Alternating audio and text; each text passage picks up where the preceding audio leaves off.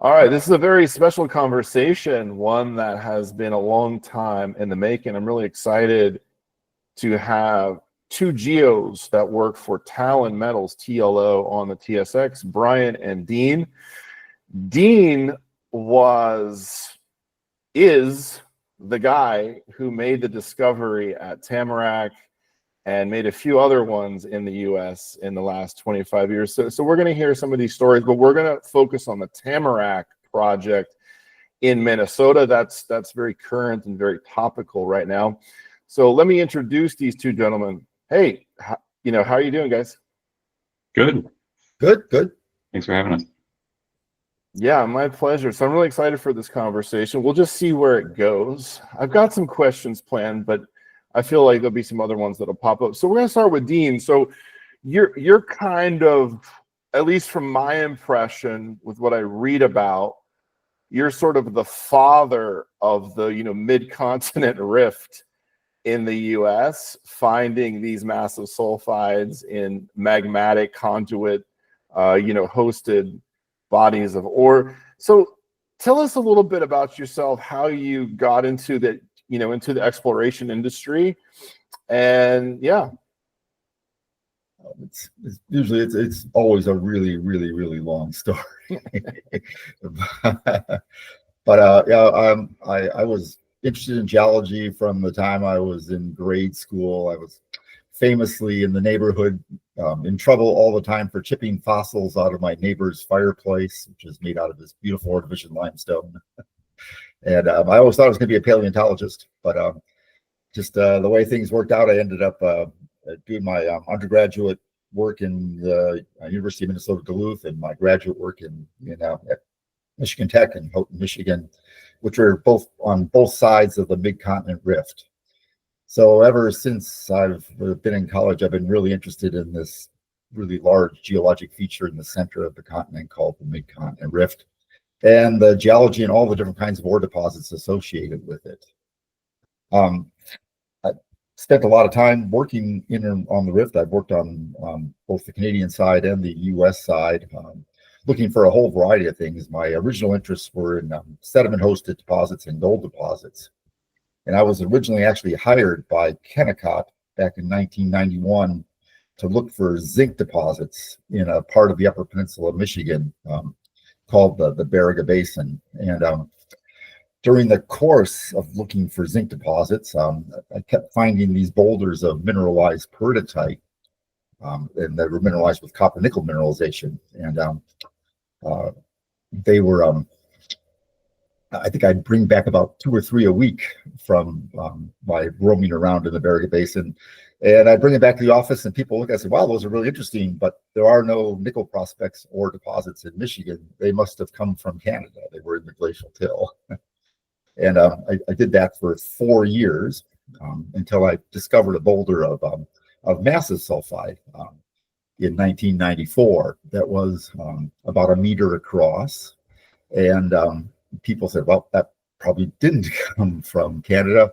And the Michigan zinc program turned into the Michigan nickel program overnight in 1995. And that was the start of exploration that led directly to the discovery of the Eagle nickel-copper mine in Michigan.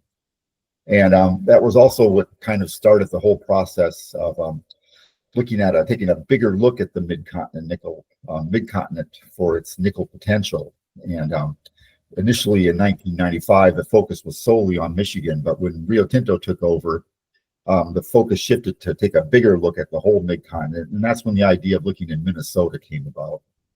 So it's a sort of an evolutionary process. I evolved from being a zinc geologist to being a nickel geologist, and the other thing the transformative thing that happened in the 1990s was there was a massive change in the genetic model for these kinds of magmatic nickel-copper deposits. And that was kind of led by a professor from the University of Toronto named Tony Naldred. And in 1999, he published a seminal paper that basically completely changed the types of intrusions that we were exploring for nickel deposits, from things like the Duluth complex, giant intrusions to little teeny tiny intrusions like the Eagle peridotites, which going from things that are hundreds of kilometers across to things that are less than a kilometer across. And it was that I just happened to be there right at the time when that transition happened with a prospect in Michigan that perfectly fit the bill for this new type of dynamic conduit deposit. And I brought that to my manager, and at the time I was actually working on Carlin type gold deposits in Nevada. And he liked the idea, so he brought it to the exploration director of Rio Tinto at that time. And they liked the idea, and so they gave me $2 million to go see if I could find a nickel deposit in Michigan. And one of the part of the restrictions on that money was that I had to also look elsewhere around the rift. It had to be a bigger play than just Michigan. So I had to find prospects in Michigan, Minnesota, and Ontario. So I picked Eagle, which was then called Yellow Dog at that time. It's subsequently got through a very long process. The name ended up being Eagle as my high priority prospect in Michigan, and I picked Tamarack as a high priority project in Minnesota. And we started drilling at Eagle, and in 2002 we drilled a hole that intersected 84 meters of massive sulfide. And that massive sulfide ended up ultimately averaging about 6% nickel and 4% copper. Unbelievable. So unbelievable. Let me pause you for a second, Dean, because I'm sure you keep going for another 20 minutes, but I want to stop you there because that is a seminal moment. So 2002, you drill the hole of 6% nickel over a very wide interval, and you make a new discovery in Michigan. So tell me, how did that feel? Like you're like a geo for a couple of decades. You work for all these companies. You're trying to solve this puzzle of where do you find a new deposit in the rift, and then you do it. Oh, it's the most spectacular feeling in the world to actually be right after being being a geologist is basically perpetually always being wrong. And to get that one moment when you're actually right about something is really a spectacular feeling. The funny thing about it was the same week that Rio Tinto basically discovered the Resolution porphyry copper deposit in Arizona. Oh, wow. I didn't know that. So we were at 84 meters of massive sulfide was like page 3 in the weekly reports from North America. So no one at Rio Tinto even knew about it for months. And we actually got the assays back from that 84-meter intersection the same week they got the assays back from Resolution. So we went from page 3 down to like page 4 or 5 in the week. What was the intercept Resolution? It was like 500 meters of it was crazy. Like 2% or something. Yeah, it was something nuts like that. So it just putting all the assays bumped us back a few more pages. So, wow. So what a time. before anybody in the company actually even knew that we had made a pretty significant discovery in Michigan. So yeah, that was fantastic. So then, how did you follow up on that, and what happened over the next, let's say, 5 to 10 years there?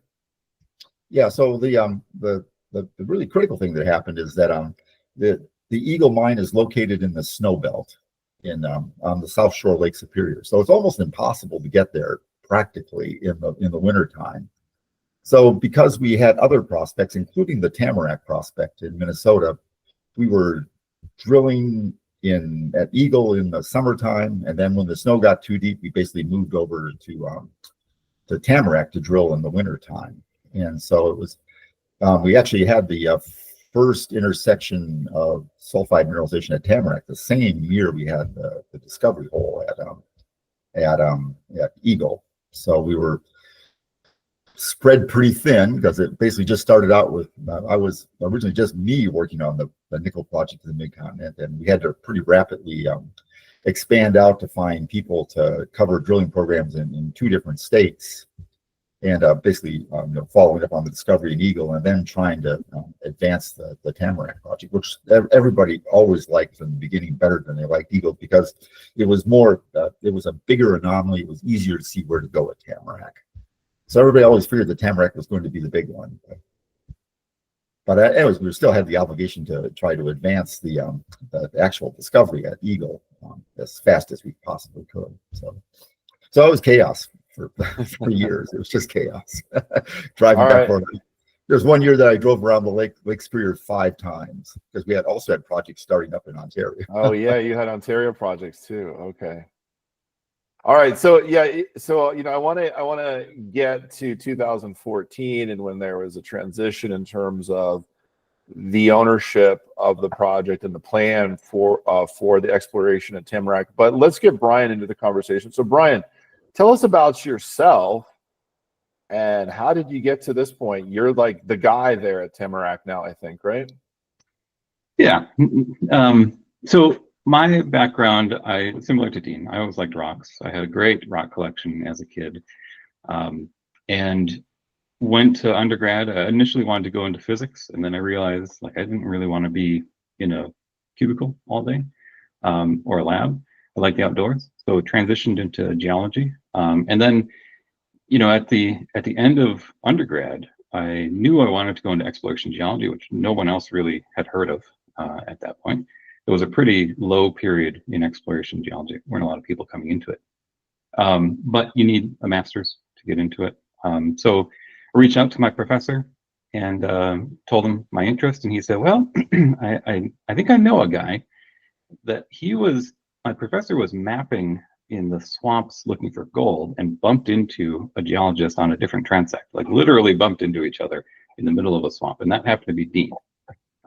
So he reached out to Dean, and Dean said, good timing. We have this new intrusion. We'd love to get a study done on it. And so that's how I kind of got involved, as I did my master's project on the Tamarack intrusion, and got to, date the rocks. I got to figure out the chemistry, like do the first academic study of Tamarack. Once I graduated, then I got hired by Kennecott or Rio full-time and did 15 years. When I first started, I was Dean's field assistant. So we would drive out to Michigan. I spent the first year basically in Michigan following Dean around and helping carry his rocks. And it was great. I learned a ton. And that's kind of helped me continue in my career. One of the things that Brian worked on first in Michigan was this mineralized train of boulders, a mineralized boulder train that we had discovered kind of halfway between Eagle and the original discovery. And Brian actually mapped out the mineralized boulders, and those are the mineralized boulders that eventually led us back to the new discovery in Michigan, Boulder Dash. So. Oh, that's why it's called Boulder Dash. I wondered why it was called Boulder Dash. Yeah, well, it's the one project that I did not name. Every project that I've ever named has always had the project immediately changed to a new. The first original name for Tamarack was Dead Moose. Oh my God! The only topographic feature I could see on the map was Dead Moose Creek. Yeah, that might not be the best name. No, so I gave up. Gave up trying to name things. Like say, Eagle used to be called Yellow Dog. Yeah, Yellow Dog. I do recall when I was reading the story of it. Yeah, I do recall the Yellow Dog. Okay, so fade the scene to, I think it was 2014 at Tamarack. Tell us about what happened in 2014. So I guess real quick to get to 2014, like Dean was saying, the first drill hole at Tamarack was in 2002, and we were drilling kind of seasonally, just in the winters. It wasn't until 2008 that the discovery was hit, and things weren't looking all that great. We had drilled 41 holes to that point, and hitting some mineralization, but unsure if it was enough to actually kind of keep progressing. And then hole 42 was the discovery that really propelled Tamarack forward. The years after 2008 were just crazy. Number of rigs, all that stuff. It was really crazy. But then the global financial crisis happened, and drilling still continued at Tamarack. It was just at a much smaller pace, and that's when in 2014, Talon started to get involved, earning into the project.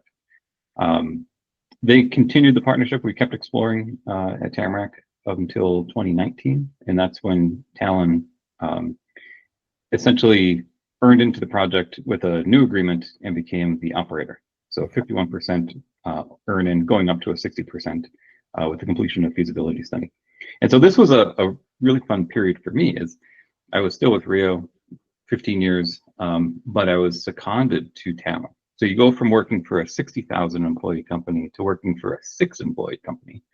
And it's just a totally different workspace. And I really liked that. And then, that allowed us to think outside the box and say, well, let's take our drilling in-house. Let's take our geophysics in-house and build the company around Tamarack. What does Tamarack needs? It needs drilling, because the exploration potential, we think, is still extremely high. And it needs geophysics because you need to have a tool to guide the drill. And so that's what we built in, right when COVID hit, March of 2020, we started taking this in-house. We had it operational by August, and then the rest is kind of history with the discoveries that have been made at Tamarack. So, and this is a question for both of you. You both worked for, Rio Tinto, and now you both work for Talon. What's the big difference when you think about when you're working for one of the largest mining companies in the world and how things are done, as opposed to how things are done now at Talon? Dean? Yeah, well, it's a very different experience working for I worked in the project generation group for Rio Tinto after the discovery of Eagle, so I was working on global projects all over the world, which was fantastic for me. I got to literally visit every single of the major nickel deposits in the world, so a huge learning experience, which is really hard for a junior company to fund something like that. But then the other problem is that you're always competing against every single other project in the company when they're working on iron ore deposits and porphyry copper deposits, and they had no nickel business, so they were we were always sort of kind of an afterthought in Rio Tinto. But once Talon took over, then that was their business, so it was basically 100% focus on the kinds of deposits that I was now really interested in. So it's great having all the resources that a major company has, but it's really hard to advance a project like something like Tamarack or Eagle, where it requires lots and lots of drilling and lots of misses. So it's to try to hit these pipe-like tortuous conduits following tortuous paths through the crust is really, really challenging. And to keep the interest of a big company when you're going to have a lot of misses is really challenging. So because they have other things to spend their money on. But when you get to a company like Talon, which the reason I joined Talon was because I think they were actually purposely built to be a nickel exploration company. They did everything that it takes to actually be a successful nickel explorer, because they're one of the hardest things in the world to actually find and to drill out and prove up as a deposit. So I think that was really the thing that's most satisfying for me, is that we now have the resources and the focus to actually make new discoveries.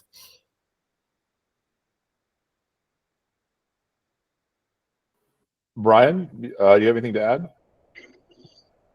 I don't think I did. Or I don't think I think you pretty well summarized that. Okay, so let's delve in a little bit into the science of Tamarack, and then maybe we could get up to speed in terms of where we're at here in 2025 at the project, and sort of the progress from 2020 to 2025. But as far as the mid-continent rift goes, so let's talk to non-geos. I'm sure there's going to be some technical people that will watch this, but let's talk to a broader audience here. What is the mid-continent rift, and why is it so interesting? The mid-continent rift is well, in the we would call it a large igneous province. It's this phenomenal outpouring of lavas that happened about 1.1 billion years ago, partly for mysterious reasons. It's generally attributed to mantle plume, but there's issues with that mantle plume model. So actually, the model for the formation of the mid-continent rift is going through a period of evolution right now. But the end result was that about 2 million cubic kilometers of basic volcanics were deposited as the North American continent tried to rip itself apart a billion years ago. And associated with that is crustal scale magma plumbing system going from the mantle that was pumping metal-rich magmas up to for this tremendous outpouring of lava flows.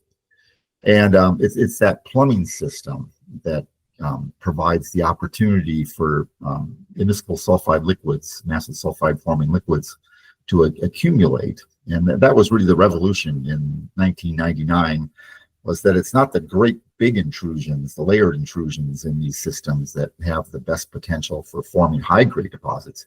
It's actually these small pipe-like plumbing parts that are transporting the magma from 50 miles down to the surface, where these kinds of deposits actually form.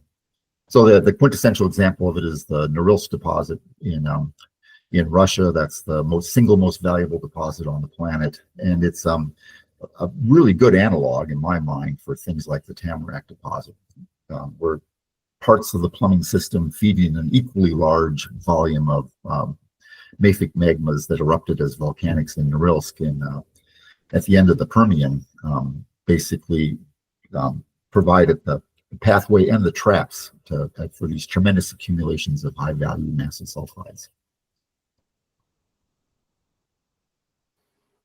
Brian, you have anything to add? I think the way I always kind of explain it to community members here is, people have heard of Pangea, where the continents all come together.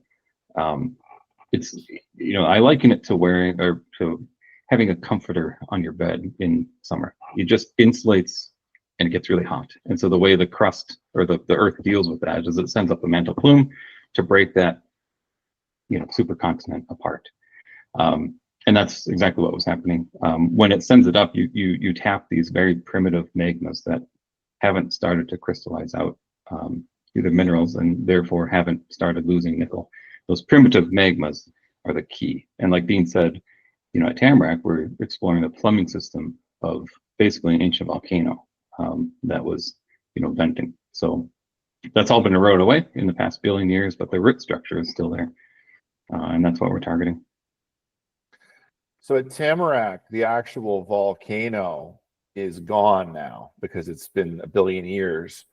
So it was, weathered away over that long period of time. But the root structure where the magma was coming up from is still intact. And that's where you find the platinum, the copper, the gold, the, nickel massive sulfides that are so special. Yeah, the way to think about it is, sulfides and magma, they're both liquid as they're traveling up, but they're immiscible. They don't want anything to do with each other.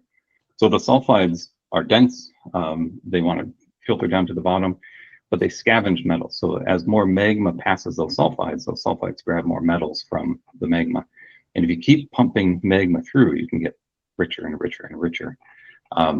What's fun about nickel is it's kind of similar to how you would explore for gold in a river. You want to look for bends, you want to look for eddies, you want to look for areas where the velocity has changed and focus your efforts there.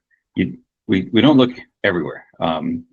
There's places you want to focus because those are the traps that, again, you need to think more physical, but these sulfide liquid blobs that are floating in the magma or being transported in the magma are going to settle out in some of these traps.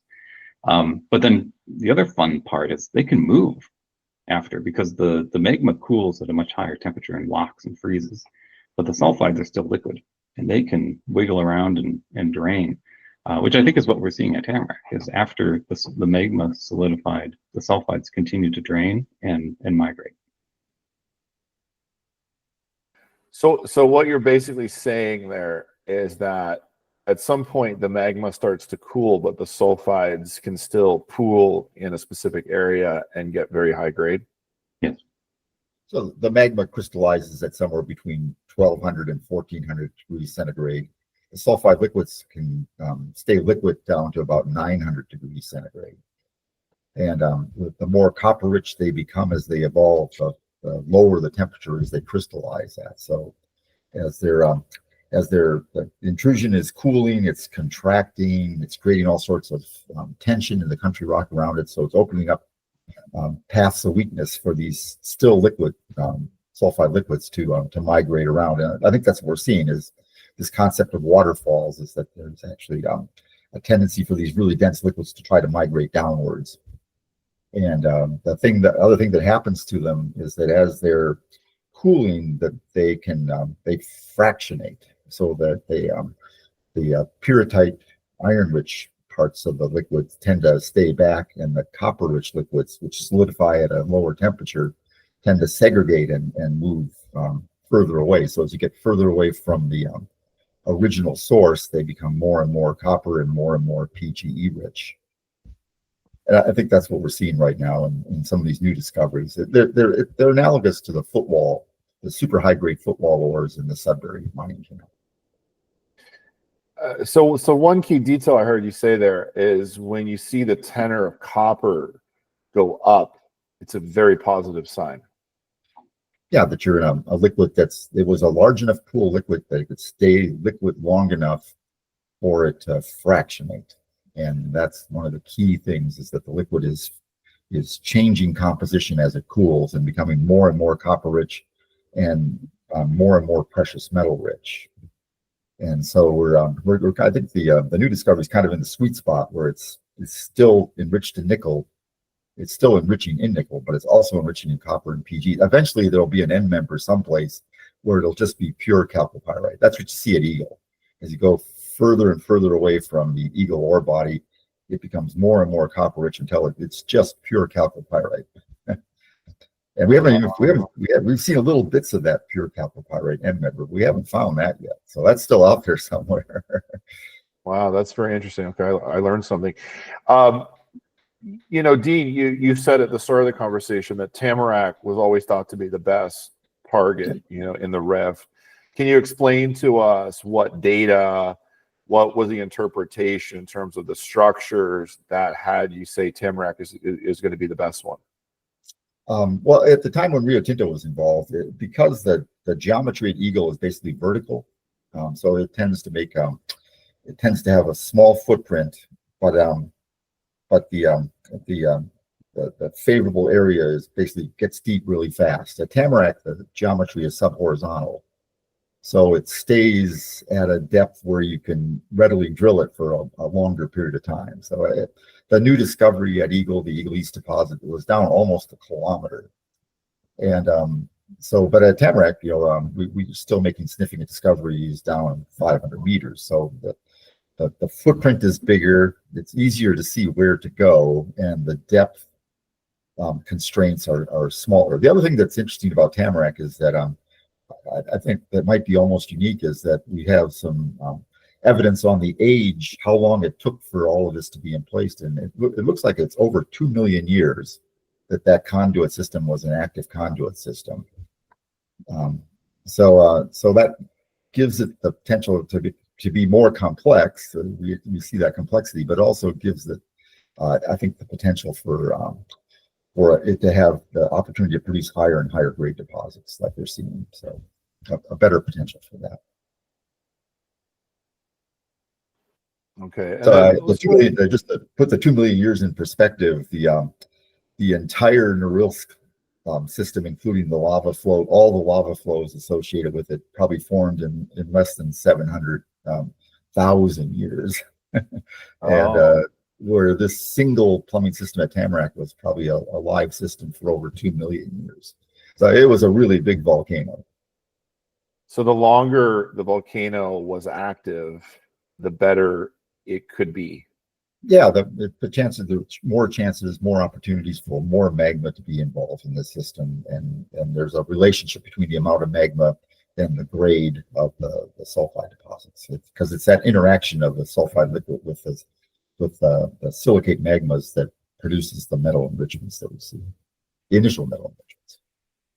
Okay, let's turn to Brian and let's talk about Talon's progress at Tamarack the last 5 years. If you could just kind of walk us through, since 2020, the new zones that you've uncovered.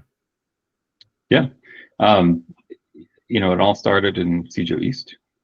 We were, well, actually, before that, we had a drill program drilling some of the main zone massive sulfides up to indicated. And that was a really successful program. But then at the end of that program, that's when we decided to take our drilling and geophysics in-house. We got that ramped up, like I said, from March till August, and August 1st, we were drilling. We started in CGO East. We had some historical intercepts that were interesting in that area. CGO East is a pretty shallow spot, whereas Tamarack, the deposit sits about 350 meters down, goes down to about 500. CGO East starts at like 130 and goes down to about 300. So we wanted to do some infill drilling and see if we could, build up a little bit of a resource on CGO East, and then CGO West, which is just on the west side. And one of the key things with having our geophysics in-house, we really focused on getting borehole EM equipment that did not need transport. So not tethered to the truck on surface. All of the data is collected in the probe, and that way we can use a Kevlar rope. And the key with that is we have a number of temporarily sealed boreholes that we could go back in and run surveys again. So, geophysics is continuously improving. We got our hands on this new kind of generation of probe that we could walk out into the swamp. And that allowed us to resurvey like 100 boreholes with our new system. And in one of those boreholes in particular, the drill hole had hit, I think it was 1.3 meters of massive sulfide. That was drilled, way back. And the borehole EM that we were seeing showed a nice borehole EM anomaly 25 meters away. That's a pretty small step out. Previously, we were looking for big targets, tier 1 sort of targets, so we were taking tier 1 size step outs. 25-meter step out is something that we wouldn't have done in the past. But, Talon has the opinion that you honor the geophysics. And so if it says 25 meters, you drill 25 meters. And that's what we did. And what surprised us, we didn't think there was the room to have, something of interest there. But the massive sulfide went from 1.3 meters to 14 meters thick because it's changing orientation and it's draining down. So it's going from this nice 15-degree slope to a near vertical slope in CGO West, and we call that the waterfall. That was the first waterfall. But then, after that, it was a bit of a race to delineate the rest of the project. We took a very interesting approach on this. I was sitting in my deer stand texting with CEO Henry about like, how are we going to do this? And he said, the biggest thing we need to know how good a drill hole is right when we drill it. We can't wait for assays. We have to know, because we have to guide the next hole. Do the next hole follow up on that, or do we target a different area? And so we put our heads together and we came up with this algorithm that would essentially predict the nickel grade based on the sulfide abundance that you see. And we put that into our logging system. And then all of the geos, basically when they just log the percentage of sulfides in the quick log, which is what you do the morning after the core gets drilled. And then you essentially have a estimated assay. And that estimated assay then goes to the modeling people. They can put it into the block model. It goes to the engineers after that. They can build, the mine plan to evaluate what would it take to get down to that. And then it can go to the finance people to say, based on all those assumptions, here's the impact to, say, the NPV. We got to a point where we could do that update all within about 24 hours after drilling a hole. And we haven't even fully logged the core. It's all just kind of quick log. And so one of the questions we get all the time is, how good are your estimates? Because obviously once we do assay the core, then we overprint those estimated assays with the actual assays. And so we set up this, it's called the Mineralization Estimate Champion Board in the core shed. And every time we have a nice intercept, all the geos get together and we all take guesses as to how good or what the grade is of the intercept. And the first one that was done was actually won by the geologist Bob, who, it was a 21.7 meter intercept. The estimated grade was 6.72%, and it came back 6.74. So he was 200 ppm off of what the actual assays were for a 21 meter intercept. And that's the beauty of nickel, is that you can, as long as you know the tenors and some of the background stuff, you can estimate the grade within, a pretty tight parameter to get close. So that's what has allowed us to basically go from discovery to delineation in a very rapid time. You know, if you look at the whole, you know, the Tamarack body, discovered in 2008, was delineated basically in 2022, so 14 years. If you look at the CGO East and West, it was about 12 or 14 months because the integration of geophysics with the drills, with the geology, it is a, as Dean said, it's a fully supported, well-oiled exploration machine that's purpose-built for delineation. So what I heard you say, Brian, is basically a combination of technology and the big advancements in technology over the last couple of decades, you know, in combination with COVID period 2020 and 2021, sort of forced Talon to think outside the box and get a lot better very quickly. Yeah, yeah, and you know, we keep it simple. I'm a huge fan of keeping it simple and really first principles. And if you look at that mineralization estimate board, you'll see there's people on there that it's their third day at the job. They have no nickel experience, and they can, you know, get on the board. We keep it very simple, but it works, and that's, I think, the key. Okay, very good. So CGO East is where it started. That was the first waterfall. Obviously, like, was the first big intercept at the Tamarack, you know, main zone, or yeah, was it the main zone? Okay. Yeah, the SMSU in the main zone. We hit that first, and then we hit the massive sulfides after that. I see. I don't actually remember how long that intersection was. Do you, Brian? About 100 meters. It was about 100 meters. 100 meters of like 2%? 2%, yeah, something like that. Okay. So it was literally it could have been, it was probably going to be the last hole of the project. So it was just a continuing theme at Tamarack, that just as we get to the point where we think we're not going to find anything more, there's something new. Yeah. So there's this waterfall concept in these conduit, you know, massive sulfide deposits, and I find it fascinating because it's easy to visualize. It makes sense logically when you study the model.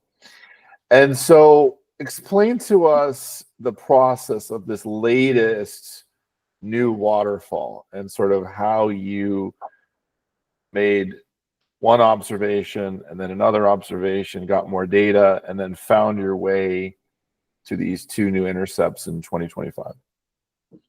So we are working on the feasibility study. And so all of our drilling has been focused on basically getting everything up to indicated. So we started at the north and we were working way south. And this winter, we were drilling in the 138 zone, which is the southernmost body. It's a lower grade kind of mass, which is why it's always kind of been put on. We finished that, and I had a little bit of, you know, dead time in between finishing the FS drilling and the rigs going out to Michigan in May. And so then that's the drill on the Boulder project. There were a couple of holes in the 138 zone that had blocked, and we were unable to run our geophysics down the hole. And so the rig was actually sitting on that same pad. And so Brian Banger, our geophysicist, and I were discussing, it'd be really nice to put the rig on that hole, run the rods down, unblock it, so we could run geophysics, because it's an area that there are some key markers that point us to, there could be massive sulfides there. We see veins that are kind of like a breccia with sulfides kind of pointing down. So we wanted to, that's specifically what we were looking for. We wanted to get a little bit deeper borehole EM view to see, with our new technology, can we see anything around those veins? And while we were on it, we said, well, heck, why don't we just, you know, tack on 50 meters, 100 meters. And that's when, I think I told you last time, I was at PDAC, the rigs were turning. We happened to be at one of the gatherings at a bar, and we have Imago. We were just scrolling through, Tom was scrolling through the photos, and there was shiny massive sulfide. And I remember I looked at his phone and I thought, that can't be right. What hole is he looking at? It's got to be some old hole, because we've never seen massive sulfides down there. But sure enough, that's where the first 8 meter hit of the exceptionally high grade massive sulfide was. And So, like Dean said, it's the best feeling in the world when you make a discovery like that, because you push so hard, and it's basically a career of failed drill holes, and then you get one or two that are right. So what we did after that is we just let that hole run, because we wanted a nice deep hole so we could run borehole EM, because we think we might be in more of a vertical system instead of a flat system like Tamarack, where it transitions into more vertical waterfall. So we pushed that hole down about 1 kilometer and ran borehole EM the whole way. And that's where we had a nice borehole EM anomaly that was a little bit deeper, that 750 meter mark. And that's what turned into the drill hole 563. So we drilled that. Like I said, I was in DC as we were drilling that. I was going to the Pentagon, and we had just drilled the first 2 boxes of the mixed massive sulfides. And I couldn't have my phone with me, so when we got out, then it was, we had 4 boxes, and the next 2 were fully massive sulfide. And that was probably the most enjoyable discovery, because I was with Henry, we were in DC, every 90 minutes we were getting an update from the rig. All the geos were at the rig. I mean, it was just like a party at the rig.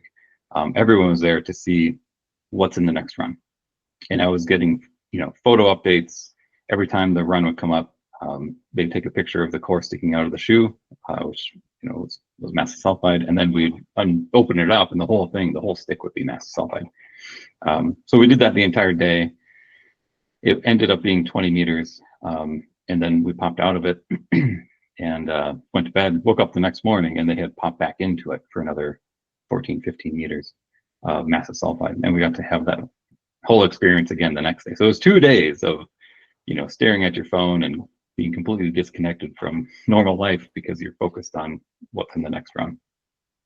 Yeah, that does sound like a lot of fun. I can only imagine that was a very fun couple of days. So, how do you manage the emotions? Because obviously that's a high. That's an incredible high, and I'm not sure that you knew exactly how high grade that was going to be, but you probably weren't too far off. You can see this is basically pure metal. And then obviously, it's not going to go on forever. So how do you manage the expectations? I think you just live in the moment. That's how I always tell my guys is, don't expect this to continue. I think when my geos first started in 2002, I told them, don't get used to this, because we were having some great success. And they continuously tease me about that, because since then till now, it's really been, there's been massive sulfides up on the logging tables pretty much constantly. So my warning to not don't get used to it didn't go well. But when I started, I went up to Michigan, and the first thing they did is they showed me 85 meters of massive sulfide, which was like a terrible way to start off, because you think, well, this is normal, right? And you never see 85 meters ever again in your life. Dean, you have any comments on that? How do you keep your expectations in line?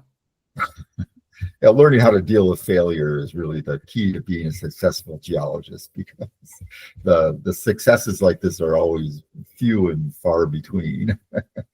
And so, like I say, you got to really enjoy them when they happen. I always have to be careful, because I've had other times when I was a project where I drilled 15 meters of massive sulfide on the first hole. The project was really, really excited, but then we did the analysis, and instead of being 15 meters of 6% nickel, it was 15 meters of 600 ppm nickel. Sometimes it's often hard to tell how much metal is in the sulfide when you're going into a new zone, because it's so dependent on a lot of different factors. The most common result is that the massive sulfides associated systems has no metal in it. That they never had a chance to sufficiently interact with the magma to produce those high tenors. And so I always have to keep myself basically not get too excited about it until I actually see the assays. So I'm really, really convinced that it's going to be something good. So, but with this last one, we knew that it was going to be super high grade when we saw it. So Yeah, and I think that's an instructive comment that you just made. So you know, the two of you are two of the biggest experts in the world at this, and even you guys wait for the assays. You don't want to guess too much, you know, unless it's just blatantly obvious, like hole 563. You get those super fractionated ores. There's just so much copper. Usually, the amount of copper is good. The amount of copper you can see is a good clue to how good the tenors are going to be. So, Brian, like, what was the light bulb moment on the new discovery that was under the 138 zone? Like, I'm sure there were multiple failures to get through that moment where you said, here's a new breakthrough. So that's the funny thing about this one, is there weren't multiple failures. You know, we extended one hole. It was the first hole after the feasibility study drilling was done, and we just bumped into it. Like, we had a little geophysical anomaly that we wanted to get a better handle on, but there was a lot of luck on that one. And I think, you know, you have to be comfortable with luck to a degree, but you also have to take shots. And that's one of the things with, you know, having your own rigs and having your own geophysics. You can take more shots, and that, I think, is probably the most important thing with nickel exploration. But yes, there's, you know, sometimes boreholing plates can be nuisance conductors, and so you always need to, just because you have a plate doesn't mean you have, you know, mineralization. It could be something else. Tamarack is pretty clean. We don't have a lot of graphite or nuisance conductors. But I think until there's mineralization in the box, you know, it's a little nerve-wracking drilling and waiting to see what it is.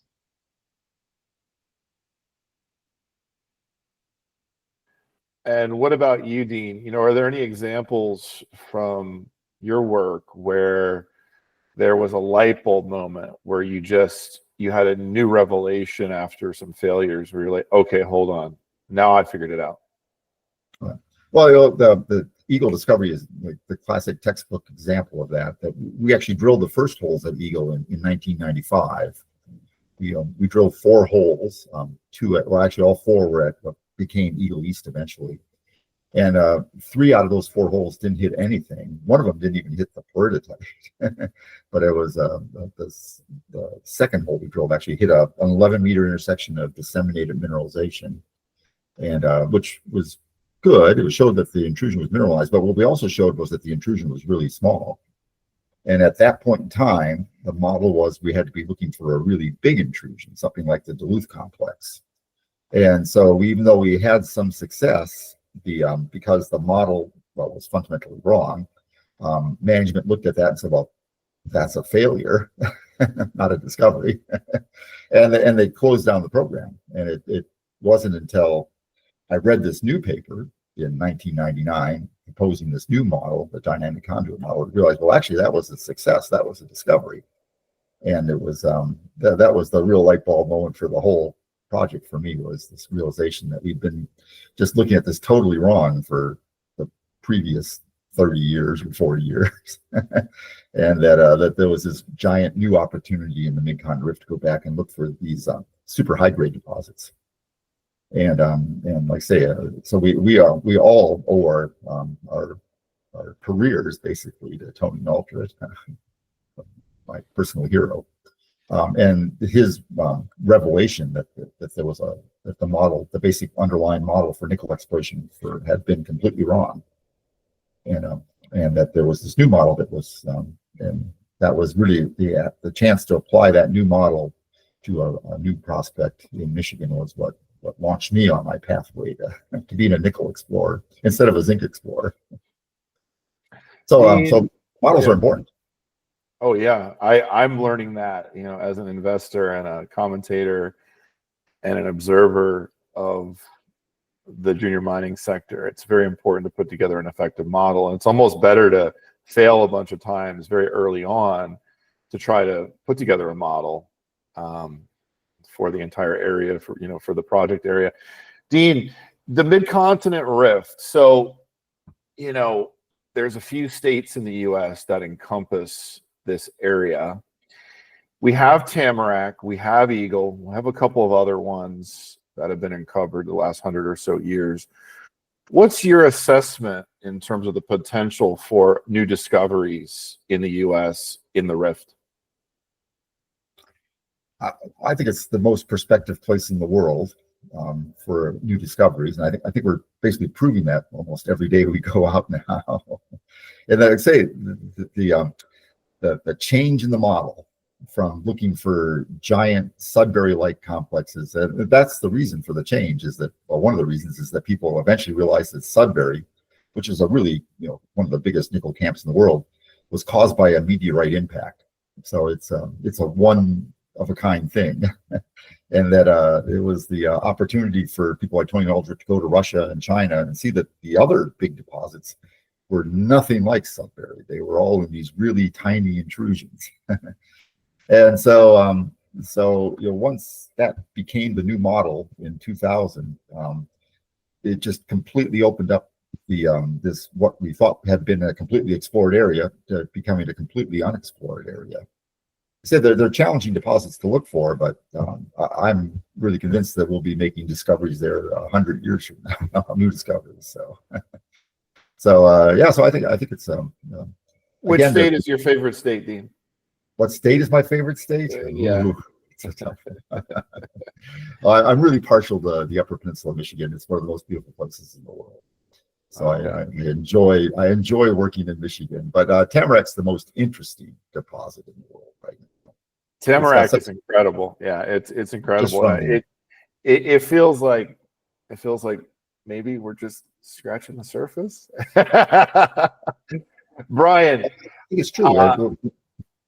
The thing that we've learned over the last 20 years is that it's a subhorizontal system, but it's stacked vertically, so that there are systems below systems below systems. And so really it's just our capacity to explore deeper is the limiting factor right now, and how big that could actually be. So. Wow, that's exciting. Yeah, that's exciting to hear you say that. So Brian, hole 50, hole 63, incredible new discovery, massive sulfides, unbelievable tenor. You feel any pressure now? Oh yeah, no, there's always pressure. We have a model. One of the really important things is to keep an open mind, because the model's going to change. You're going to be wrong. You have to adapt. I think every time you adapt, you get a little bit closer to the truth or the discovery or things like that. But yeah, I don't know how you could put out assays like that and not feel pressure.